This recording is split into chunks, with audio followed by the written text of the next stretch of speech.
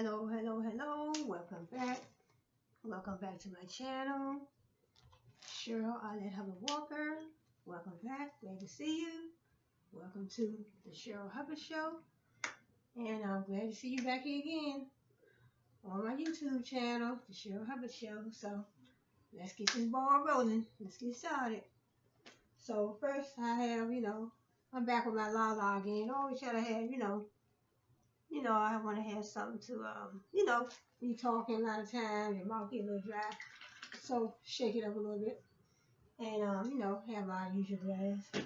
And, so then I also have, so I pour my,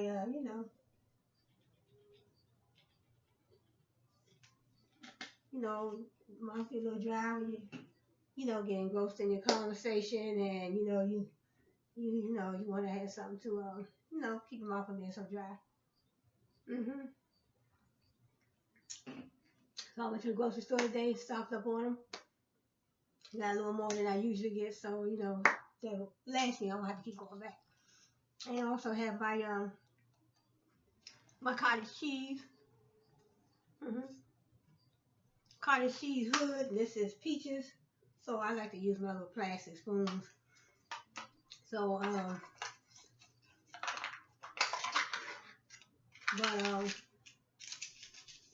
so, my little hood, my little, I have that. Then what I do, take this, stir it up. And it's very good. See, as you see, you see your peaches in there, mixed with peaches, and see, so good, delicious. This is how it look with the peaches. So,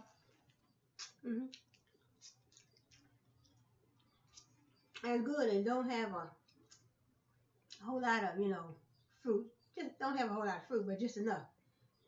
And I think these are good. And let me read the nutritional facts. Okay, we do say 150 calories. 150 calories per container, serving size, one container. One serving per container. Serving size, one container.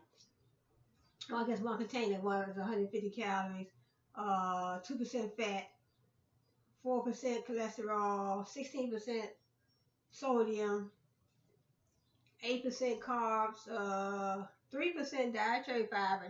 That's. I mean, I guess that's okay. Total sugar 20 grams on this. 25% protein. So and it is a little small portion size, and this is 5.3 ounces. So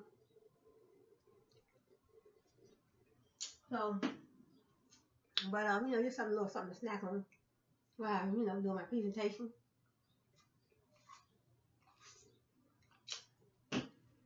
So first I want to start out with saying first giving honor to God. God, I want to thank you for waking me up this morning, starting me on my way.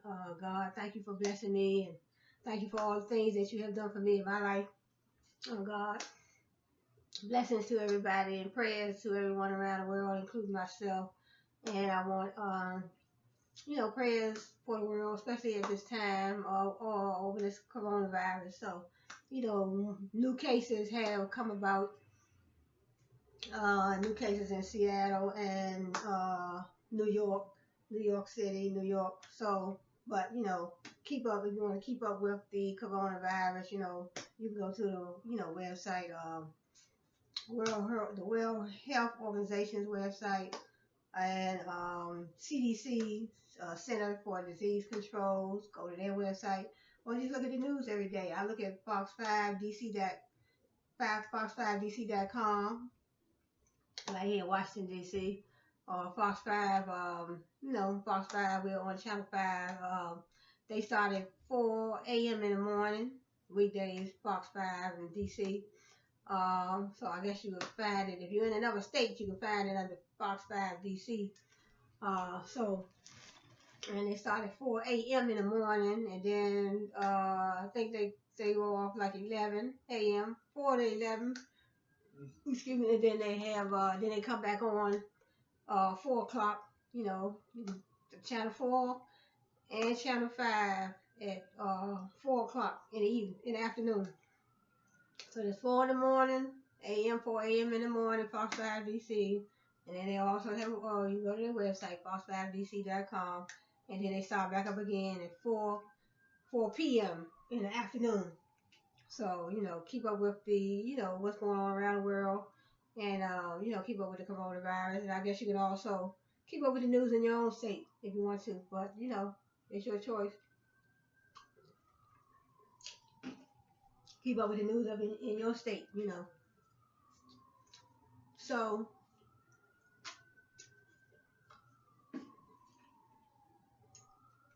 today I just want to talk about a couple of things. Let's talk a little bit about,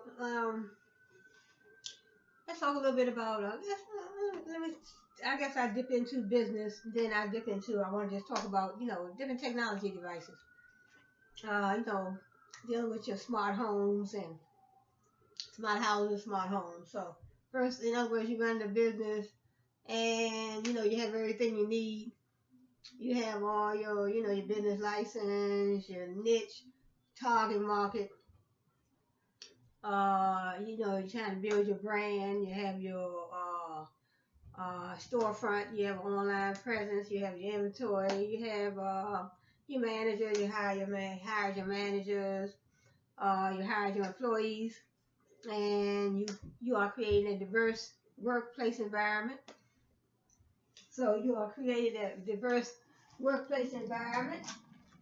So you try to build that competitive advantage, creating that diverse workplace environment. You're trying to create that competitive advantage. You create a competitive advantage by hiring a diverse workforce. Your workforce. You're hiring a diverse you're hiring a diverse group of employees from that diverse, from the diverse workforce. It's a diverse workforce. If you create one in your organization, so then that makes it a diverse workforce. So you want to, create competitive prices. You're creating a diverse workplace environment by hiring employees from different cultural groups. Different cultures bring different skills, different knowledge, different ways of doing things. They bring that competitive advantage because they bring those high performing skills, top flight skills, and you're able to surpass your competitors, or even just keep up with your competitors. So creating that competitive advantage is, where you want to, that's where you want to be within your company. You want to be up with your competitors, and you want to be up with them, or you want to surpass them. Either one, whatever whatever fits your company. So you want to draw in those customers. That is the main idea. So if you have a product that they want, a service that they want, and it suits the customer, you want to, because you want to create a service and a product that you're selling. You want to create a service and a product that the customers will like and the customers will want. And in other words, you want to build that trust. You want to build that trust. You want to build trust. You want to build friendships. You want to build that learning organization, that knowledge-based organization. So when the customers come to your business, you want to say, hey, you want them to say, well, you know what, I like what they doing over there in their business, but I think I like what they doing over there in their business than I do. I like their business better than this other business. These other people, the way they doing, the way they are conducting business. I don't too much like it, but I like these people over here because their prices are lower. They have competitive prices. They have they're building a nice strong. Well, they have a nice strong brand. They have a brand you can trust.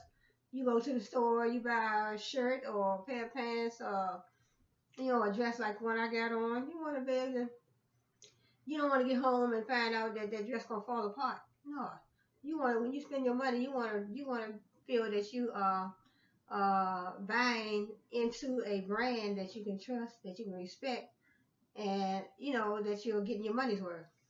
You don't want to buy a pair of jeans and get home and then all the thread come out, or the pants fall apart, or it's just not what you wanted. It's not what you thought.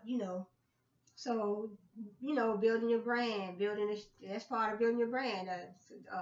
Quality product or quality service that the customers can trust. Service that they can trust, a product that they can trust. Because even if I'm running my business, I still, what if I go into somebody else's business? 9 times out of 10, I'm gonna be buying and purchasing from other businesses. I want to be sure that when I purchase from other businesses, that um, when I spend my money, I want to be sure that I'm getting my money's worth. So, building your brand, you have employees that respect customers. You putting the customer first, and then you can also put the employees first, because employees have to be respected and treated fairly, and so that way they'll know that they're appreciated. So when employees know that they are appreciated, rather, excuse me. But if employees know that they are appreciated, then they will treat the customers better. You don't want your employees to come in on a daily basis and they feel that they're not appreciated. They working for your company. They build and help you build your brand. They help you build your company up. You wouldn't be able to make the profits and the money that you make on your business if it wasn't for your employees and your customers, because your customers are the ones that come in and purchase from you. The customers are the ones that come in and purchase. So, then I want to get to, in other words, you run your business, you have everything you need, you have your niche target markets, your business licenses, you hire the right employees, you hire employees from a diverse, you hire a diverse set of employees, and they are making your company grow, helping you build profits, make profits. So when you do that, then you have managers. You hire the right managers, and you want to hire managers that have people skills, managers that have technology skills, and also managers that managers get things done through people. Managers have to organize, delegate, control, motivate, and they have to organize. So in other words, each employee knows assignment what assignments they are required to complete, because it is in their job responsibility. It's a part of their job responsibility. So in other words, there's the job responsibilities. So you might have one employee, maybe responsible for working on the cash register. Then she may be responsible for sweeping and mopping the floors. Whatever's in your job description, your job responsibility. The manager has to motivate, organize, control, and organize and make sure employees are doing what they're supposed to do. So, and then managers, make decisions. Managers need information, so we need those. Companies need information technology, information systems. They need a system to bring in that information that they need, so managers and owners can make those vital decisions. So then they also can use information technology. So what type of technology do your company need? It depends on the type of business you're running. Every company might not need and may not want the same technology to bring in that information in their organization. Like, in other words, you working at a post office. 9 times out of 10, like I know right here in DC, when I go to the post office, I see they have those real big printers. They have those big printers.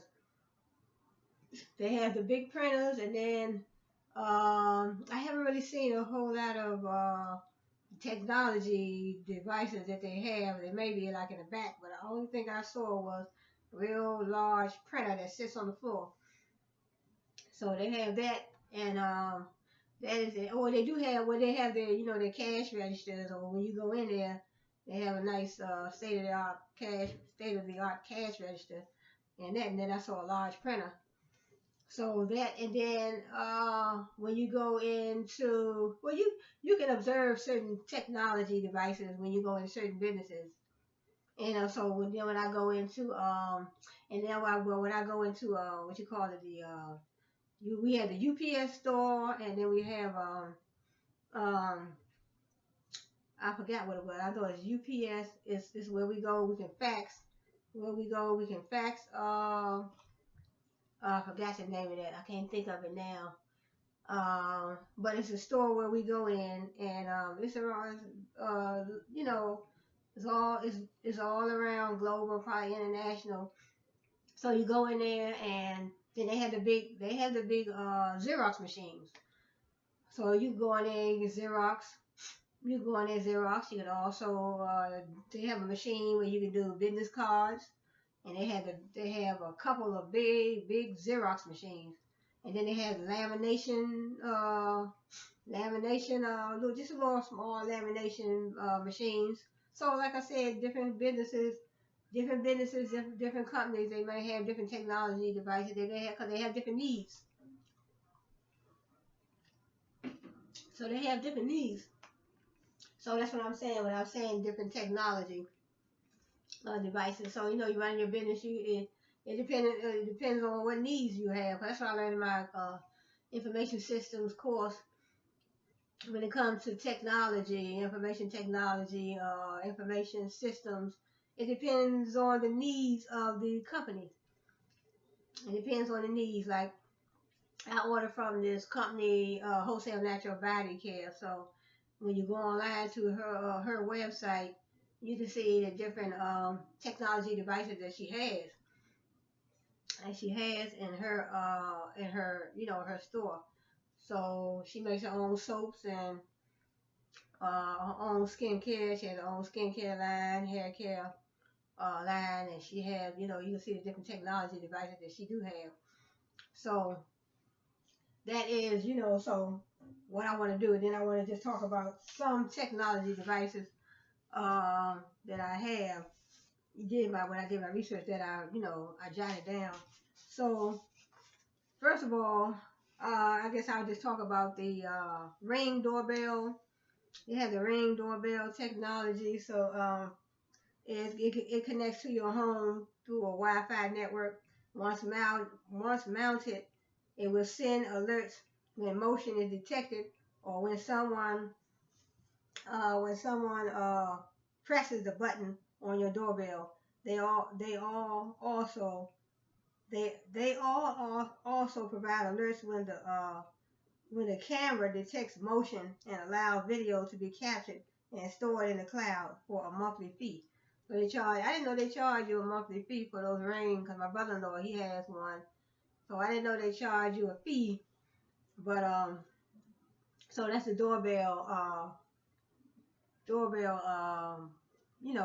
Ring doorbell technology.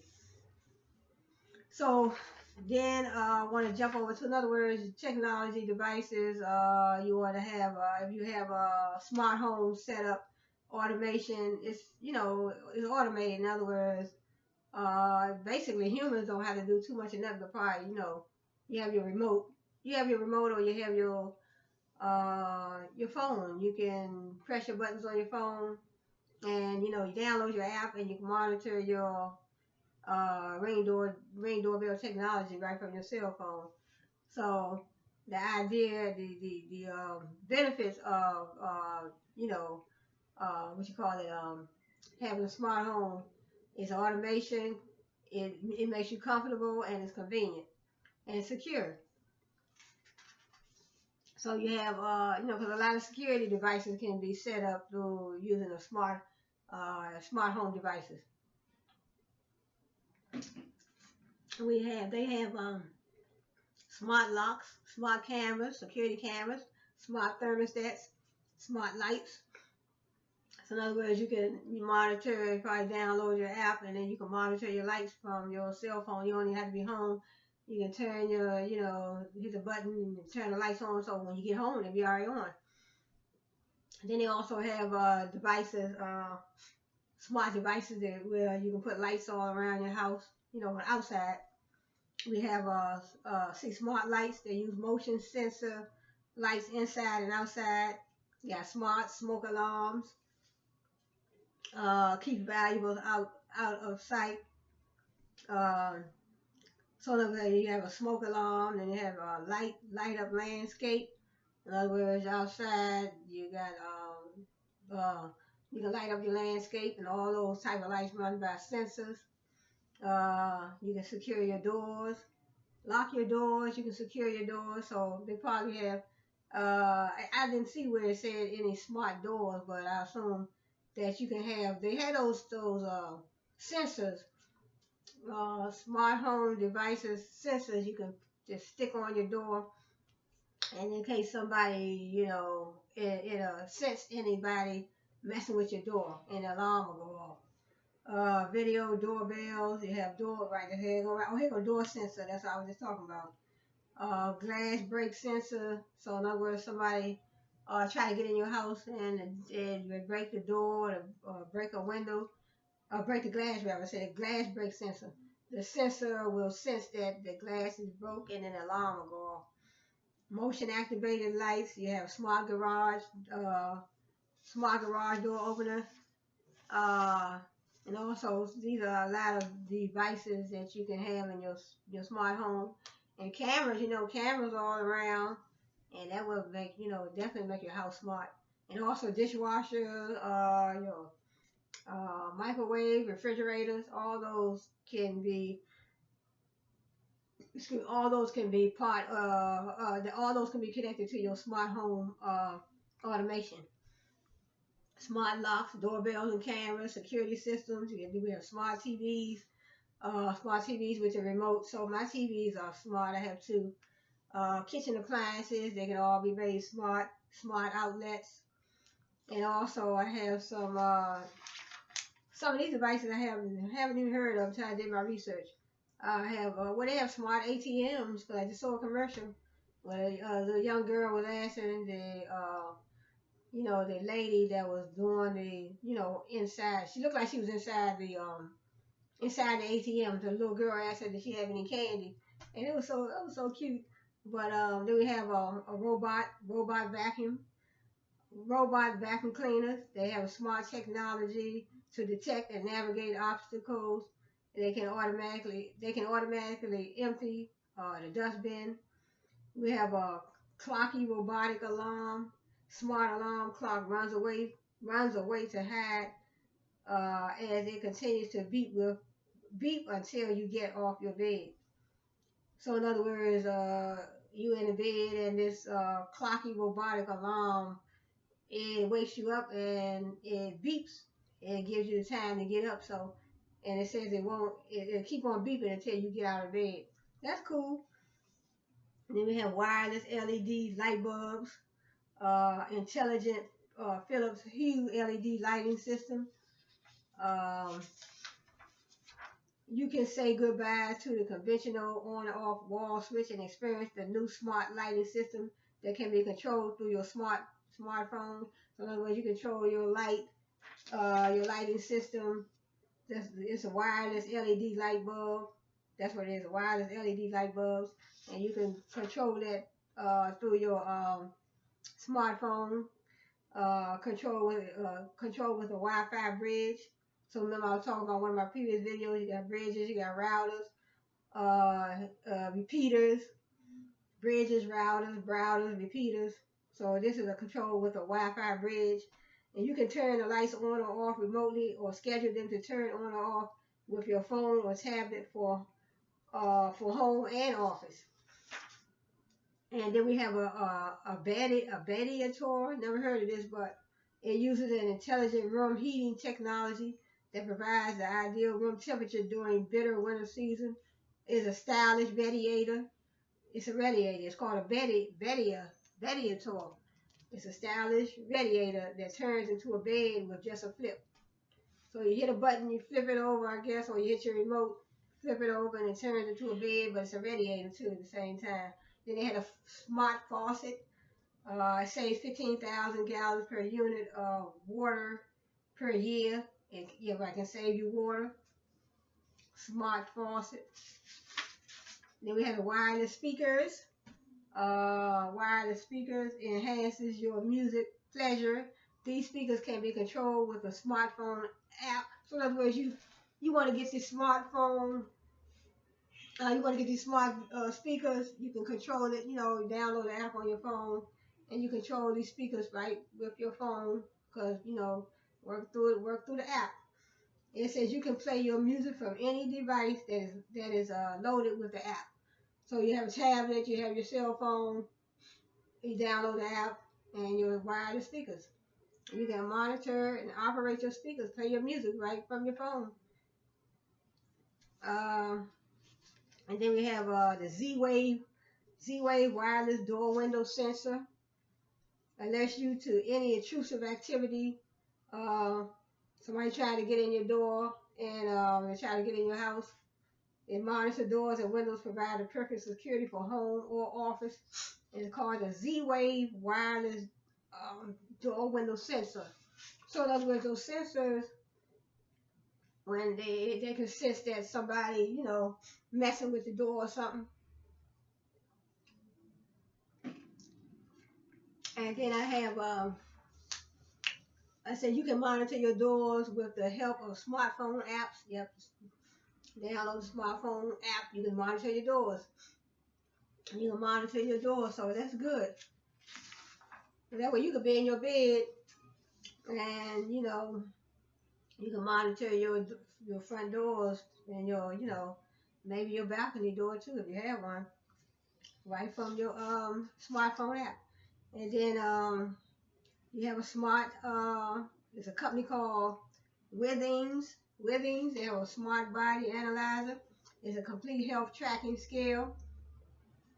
And then we have the LG Thin Q refrigerator. It has 3 doors. Most refrigerators only have 2. Some of them have 2 or 1.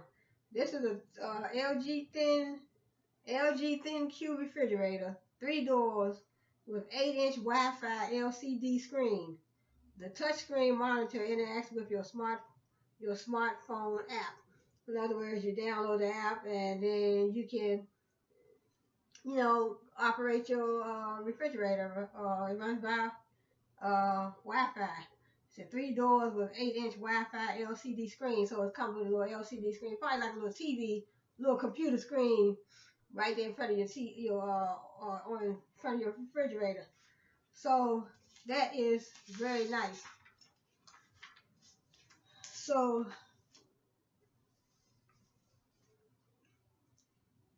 that is that. And so now, I want to talk a little bit about, let's get into talking about,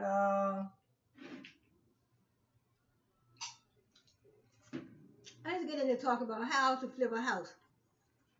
So in other words, you want to get into flipping houses. So yesterday I talked about how you can purchase a home with no money down. How you go to the county clerk's office and look up those distressed homes, foreclosed homes. Get a listing of the owner and the address, and talk to the owner. And also the foreclosed homes, you can talk to the bank or credit union that is foreclosing on that particular home. So you want to make arrangements to see that particular home, So then also if you buy those foreclosed homes or that home, say for instance you go to the county clerk's office and you get the address of those homes, and the owner, you get the address of the owners, of the home, whoever owned the home. You have that address, and then you have the address and the phone numbers of the financial institution that foreclosed on that particular home. Then you want to say, hey, look, I want to buy, if you have the money and you want to say, hey, I want to buy 3 of these homes, 4 or 5 of them, and because I want to flip, I want to get them, I want to purchase 4 or 5 of them, or 3 of them, or 2 of them, or how many that you think you want to purchase. Because if you're in the flipping houses, you might say, shoot, if the price is right, I'll buy me 3 of them. What I'll do, I'll see if they need fixing up, I'll fix them up, and then I'll rent them out or even I'll sell them. So how to flip a home? Well, you research the market, set a budget, line up your financing, start networking with contractors, find a house, buy, renovate, and sell. So in other words, you look it up, you went to the county clerk's office, and say for instance you already went to the county clerk's office and you found a couple of houses and the price is fair and you have all the information on the homeowner and it's two foreclosed homes that you found.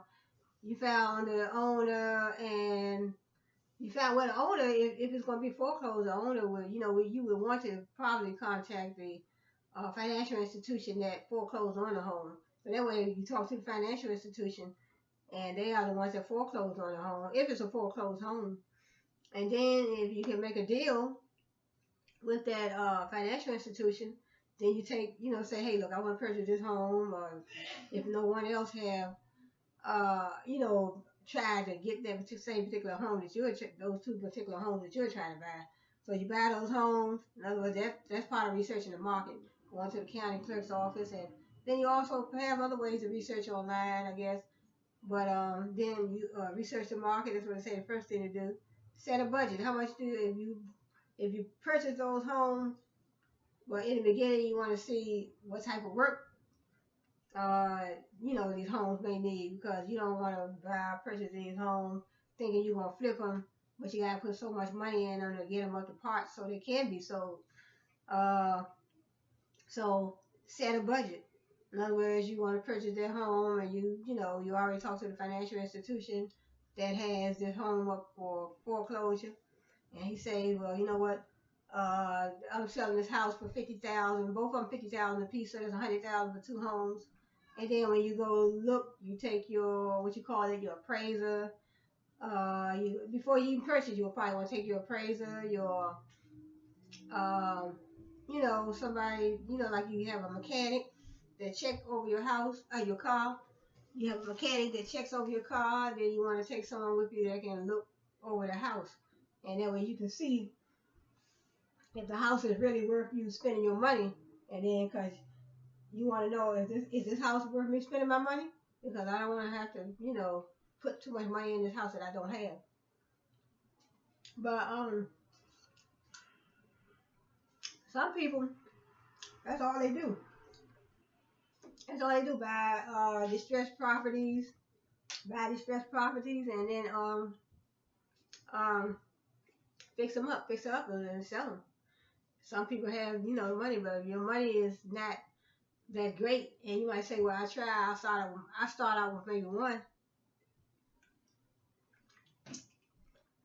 I start out with maybe one home, and then so I work my way from there. So in other words, you research the market, you set a budget, how much you want to spend, how many homes you think you want to purchase. And even if you start out with one, you want to make sure, because when you go into the home and you see that this house needs all this type of work, because you might have to you purchase a distressed property for $50,000, you might have to put $50,000 more in it. So, but if you have that type of money, you never know what type of repairs you're going to have to put into this house before it will be even made for sale. And then you start networking with contractors. See, once you find find the house should be the first thing, but they have this like near the end of the list. Find the house, then you buy it, you renovate it, and you sell it. So you renovate it and then you sell it. So flipping houses seems basic, and if you go in order, in other words, you have a house, you have an interest in flipping houses. You say, I want to find some foreclosed houses, I want to find some distressed houses, or I want to find a house that, say for instance, I want to buy this house. I found a house for $100,000, $150,000. Say for instance, I found a house for $150,000, but it needs some work. But I want to flip it, but I want to see what type of money I'm gonna have to spend to get this house up to par. So if I was in the market for that type of, to be flipping houses, then it probably would be a good idea to I don't think it would be. I don't think you would need if you're gonna flip those houses. I don't think it would be no need to sign up, apply for a mortgage and all that. If those are the houses that you are. I mean, I guess you might. It depends on what it costs. I guess it still depends on what it costs. I guess if you still want to become owners, I guess you still. In other words, the first step would be probably to get pre-approved for a mortgage. Get pre-approved for a mortgage loan, and then when you purchase that home, it might not be a home that you. Well, I guess you can still do it that way too, because you might not be in the market for a home that you're looking for to live in. You might want a couple of houses that you can flip, but I guess you can still. In other words, if I say this, if I see a house and I'm looking for homes, but I just want to flip a couple of them. I want to live in one, but I want to flip. I want to flip two. I want one that I can live in. So, um, um, and my hood is so delicious. So I had to keep track of those, get me some more of those. So, um, so in other words, say for instance, I'm interested in flipping a home, but I still probably, in other words, I have, I'm in the market for that type of business, flipping homes. So, but I want to buy two that I can flip, and then I want one I can live in for my family.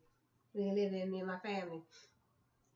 But if I want to purchase that home, the one I want to purchase for, but I guess to get basically probably to purchase all three of them, 9 times out of 10, unless I had money saved. So in other words, if you're in the market for buying a house and you already have money saved, say for instance you have money saved, save your tax money, you save your paycheck, you work and you save your money from paycheck to paycheck for about 3 years, and then you save your taxes for 3 years, then you say, well, look, I want to take some of my money. I want to take my 401k. I want to take my tax money I saved for 3 years. I want to take my job money I saved for 3 years. And I want to take all three of those. Excuse me. And I want to purchase me 3 foreclosed homes. I want to get a good deal. I want three foreclosed homes. I want to go to the county clerk's office and see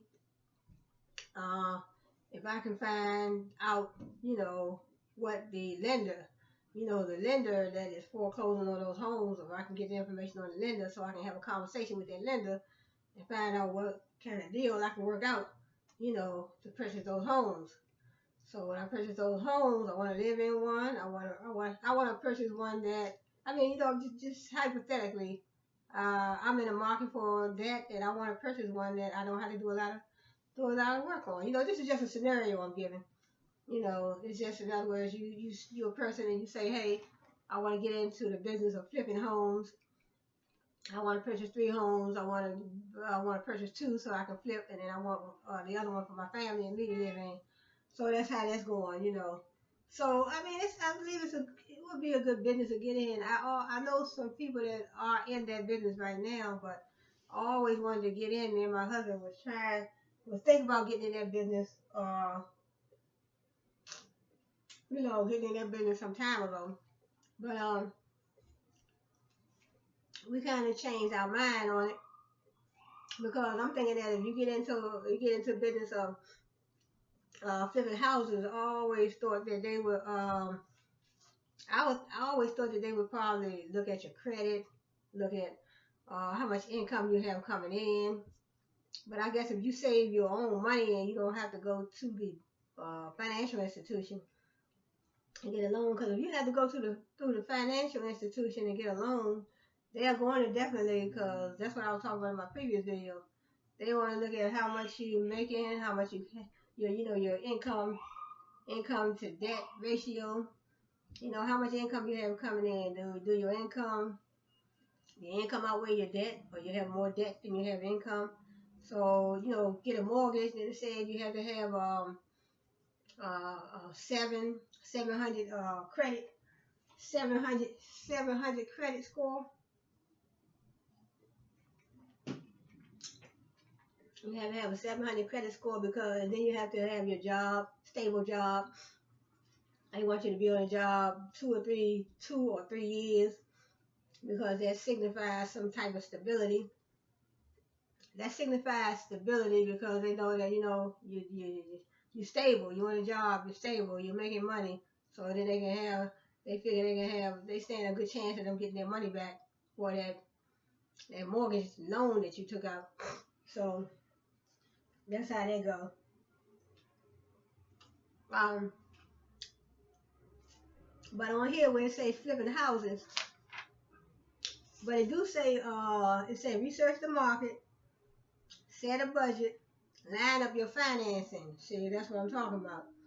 You line up your financing. See, the first thing to do when you're trying to buy a house is to get pre-approved. Try to get that pre-approval from that lender, from that mortgage lender, that bank or that credit union. The credit unions probably would be better because the credit union interest rates gonna be lower than the banks.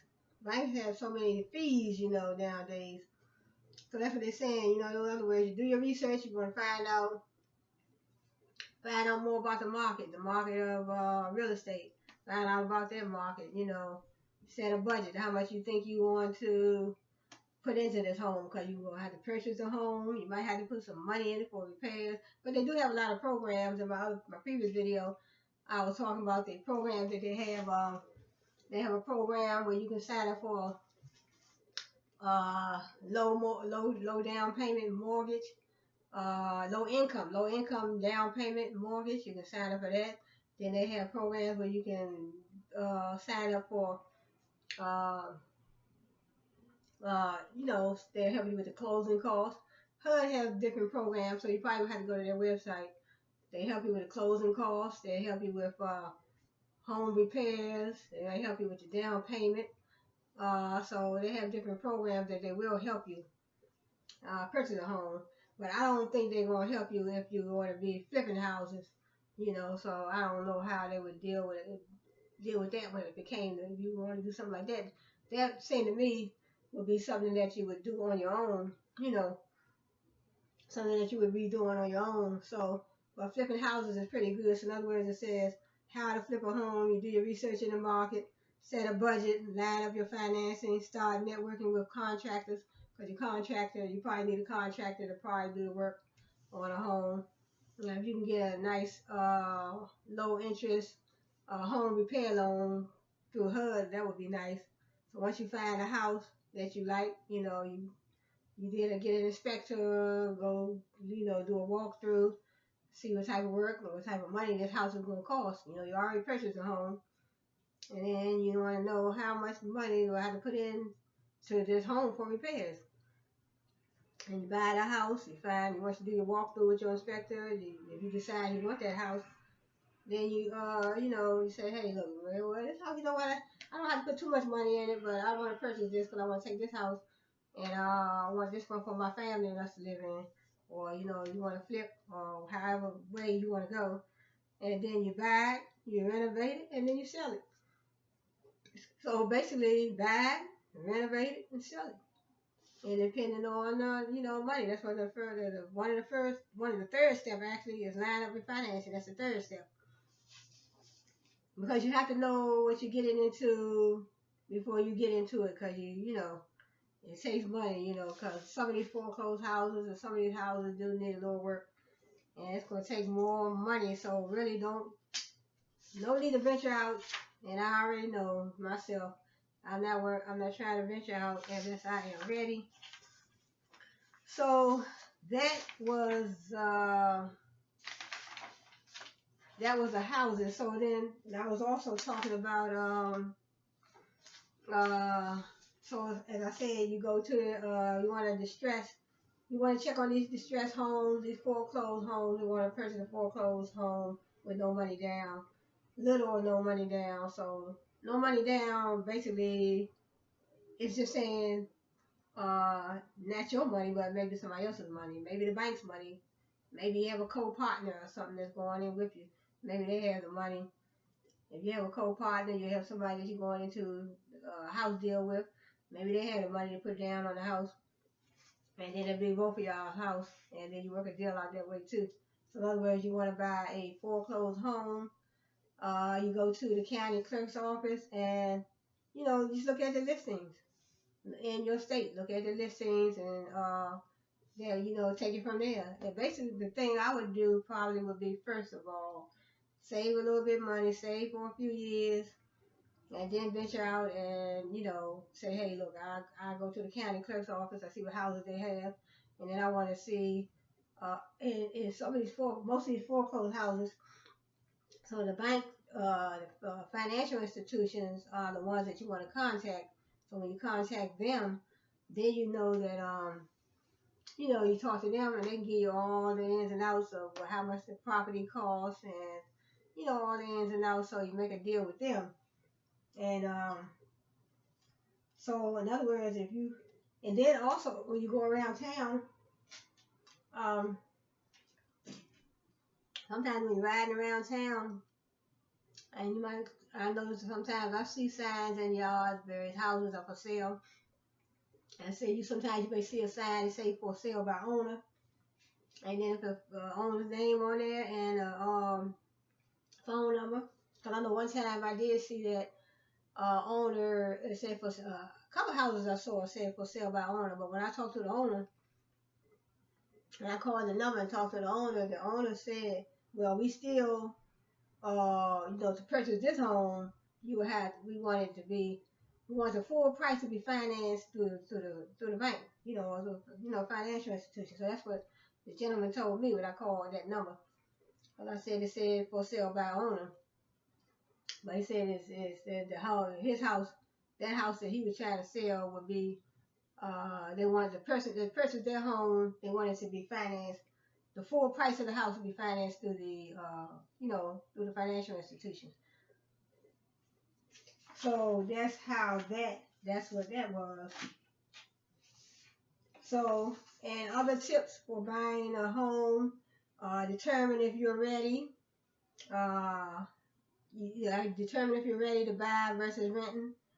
Evaluate your financial situation and determine your down payment. So in other words, determine your down payment. First of all, determine if you're ready. If you're ready, you have any money saved. Is your job steady? How's your credit score? Is your job steady? Have you been on a job 2-3 years? How's your credit score? What's your debt to income ratio? Debt to income ratio. You don't want to have more debt than you have income coming in, because then the first step is to get that pre-approval from that lending company.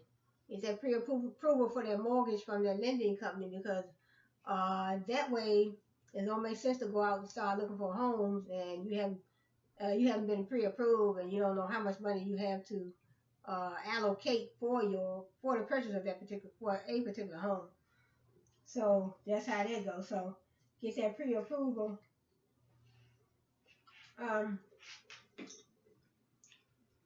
Get that pre-approval.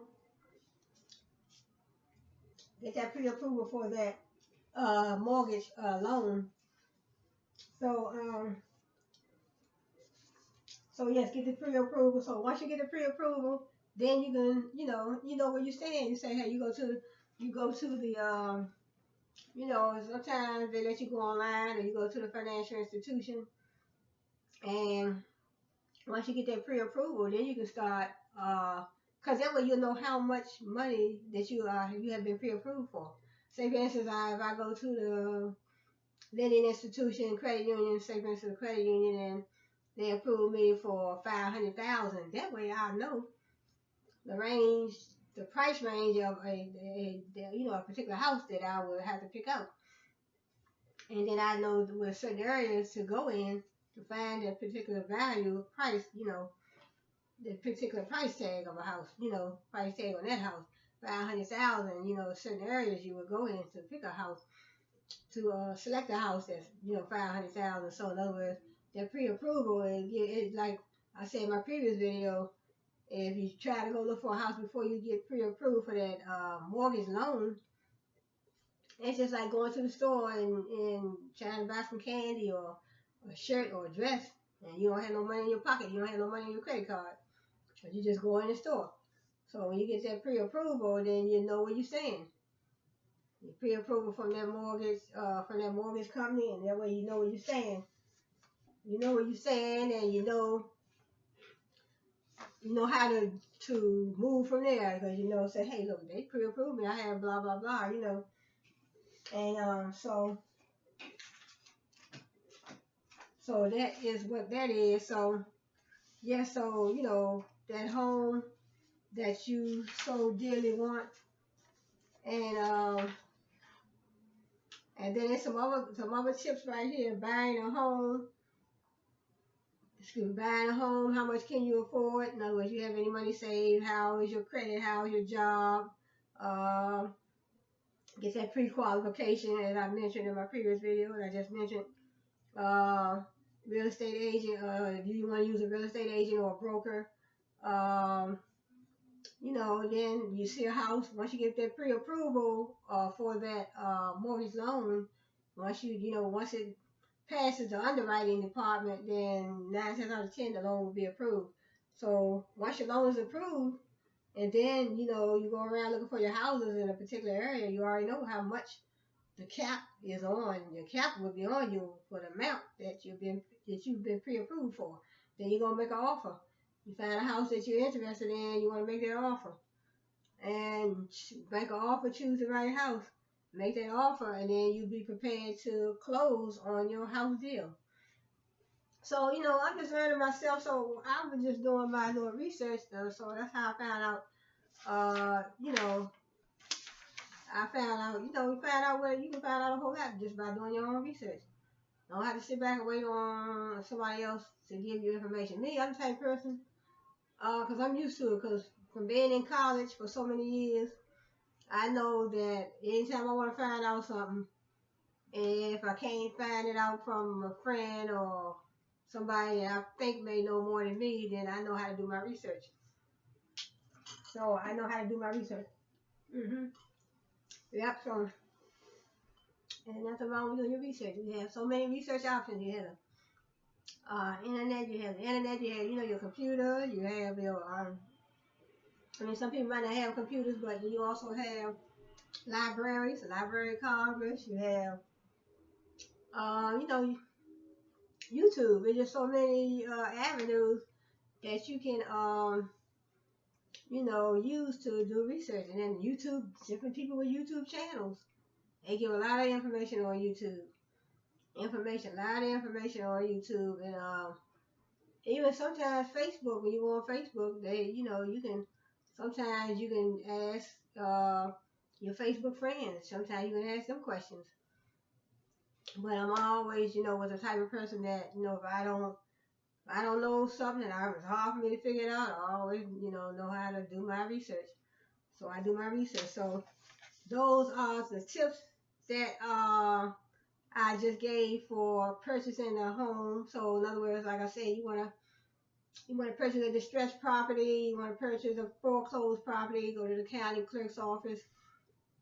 Go to the county clerk's office in your state, and for a foreclosed property house, you can, you want to talk to the lender, get all the ramifications from the lender.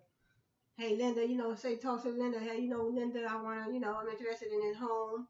How many bedrooms is it? How is the house? Has any work have to be done? Can I make an appointment to come to a house? Well, I guess they call it an open house. They have an open house, or you just make an appointment to say, hey, he can get you an appointment to go see the house. That way you take your inspector with you, so you can take him around to see what is wrong with the house, how much money you have to put in the house before you even commit to saying, I want to purchase this house. You want to say, hey, I'd like to come see this house. What's the price tag on this house? Can I go, what day can I go see it? What day can I go see it? And then once you get in there, you take your inspector with you when you go in there, and then that way you can say, hey, that way you looked at the house firsthand. You say, hey, well, this house don't need it doesn't need a whole lot of work, or it may need some work. Are you willing to put more money into it? You can go to some of these HUD programs and may be able to help you with repairs. They do have programs, because I was talking about it on my previous video. HUD does have programs where they will help you with repairs. So, you know, they help you with down payments, they help you with repairs, they may help you with closing costs. So it depends on your, I guess it depends on your need, and it may depend on the funding that they have available, because sometimes they may tell you, well, we don't have no funds available for blah, blah, blah, but you know, so, but those programs are out there, so just go to HUD.gov, and you can find out probably all the things that you need to find out when it comes to purchasing a home. But I'm going to close on this video. It is pushing up on an hour. I think I have about 4 minutes. And so my last 4 minutes, I was just talking about, and then this is a part of business. See, my major is business. So in other words, I'm running a business. I'm running a business. I'm trying to get into the business of maybe buying homes, buying distressed properties, and flip them, rent them out, you know, rent them out. And then, you know, I mean, this is just my interest, but I'm not ready to do it right now. But this is just something that, you know, seems to interest me. But and then you have to be ready for things like this, because don't want to get caught up in something that you can't. Then you have these houses, and then you realize you don't have the money to put in these houses to get them fixed. You know, so that is very important. So I want to say thanks for joining me, YouTubers, right here in my home studio, my little, I call it my little YouTube studio, my music studio. I use it, you know, I shoot my videos here, do my pictures here, record my beats and all, and you know, record my YouTube videos for my channel. So, but thanks for joining me, the Cheryl Hubbard Show. Yes, so, you know, you want to get up, if you want to get into something like that, you don't want to get into something, to me anyway, I don't want to get into nothing that I know I'm not ready for, but it's just something that I was thinking about. Uh, so, you know, just something, hmm that's something I'm thinking about, because it sounds a good idea, but me, I have to do more research, and also I got this, remember I was telling y'all that I joined this movie club. So I joined the movie club. They give you a free, you know, I order 5 movies for $1, 5 movies for $1, and then they also give you a free, you can also get a free blanket. It's long, it's not real long, but you know, you get a free blanket. See? So, you know, my grandkids, they would love it, but you know what? They're not going to get this blanket. Really? I know my granddaughter, she see this blanket, she gonna be like, you know, Grandma, let me have that. I'm like, oh no. See?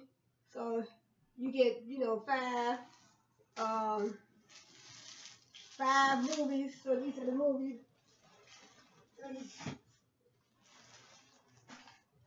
So, you know, it comes in a box like this. So 5 movies.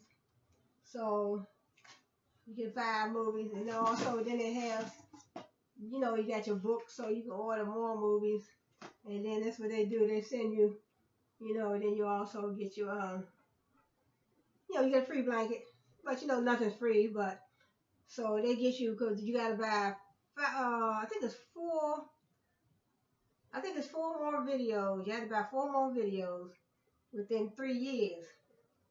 So, you know, they get you into a little contract. I did this type of thing years ago, but I didn't know they still even did this. But I'll probably go in here and watch some of these little movies. My grandkids come over. I know they're gonna be trying to, hey Grandma, let me watch. I'm like, you know what? Really? Y'all can. Yeah. So and this is Toy Story 4. But that's like this, you know. I told them, you know, because they didn't send my blanket at first, but I had called them back and I said, you know what? Send my little so they finally sent this, and this came let's see, I think this came yesterday, I believe. Yeah. So, but, little, it came yesterday. So, you always think about those distressed homes, check with the county clerk's office, get the information on those distressed homes, distressed properties, those distressed properties, and, so in other words, if they are in foreclosure, then you want to touch base and communicate with the financial institution, because once the owner became in default, once the owner became in default, I guess, in default of his mortgage, then in other words, the bank was like, hey, you 3 or 4 payments behind, we won't put you in, this house is going into foreclosure. So, a person that wanted to purchase a foreclosed home, then they would have to talk to the financial institution, because they are taking possession of this foreclosed home, so they'll be, it'll be in the bank's hands, because the original owner messed up on their payments. A lot of things come up. And life happens, and sometimes we get behind in our bills, so, sometimes I don't fault those homeowners. So sometimes things come up, but, banks a lot of times, and, those financial institutions, sometimes they don't give you too much opportunity to, revitalize yourself. They may give you a little chance, but they're not going to wait too long, because they're going to take possession of the property. And then somebody that want to purchase their home, they would have to talk to their financial institution to try to purchase their foreclosed home. Well, like I said, the beginning step would be get that pre-approved mortgage. Get yourself pre-approved for that mortgage, and that way you can move from there. You know how much you're going to be able to spend on a house, and you know how much, probably what area that you want to purchase the home in. So, so that is that. So that's just a little information. So I want to finish this is my,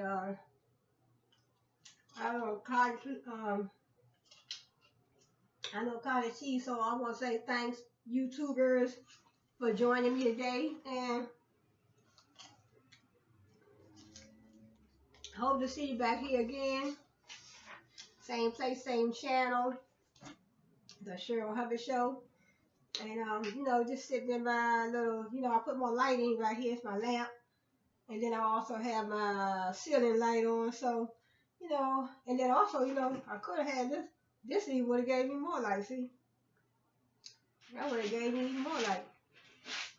Yep. So I want to say I should have had that off. But it's all good, Thanks for joining me.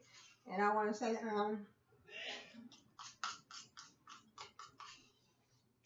this is so good. And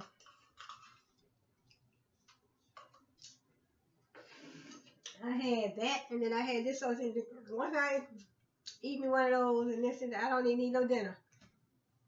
And before I ate my breakfast earlier, I had some scrambled eggs and some toast. I had some scrambled eggs and some toast earlier. There's a couple of scrambled eggs and one piece of toast. That's what I had for breakfast. And just eat my cottage cheese and my peaches, and then my yogurt. I'm full. That's all I need for dinner. That's all I need. So I want to say thanks for joining me today, YouTubers. Hope to see you back here again. Same place, same channel. The Cheryl Hubbard Show. And, you all have a good one.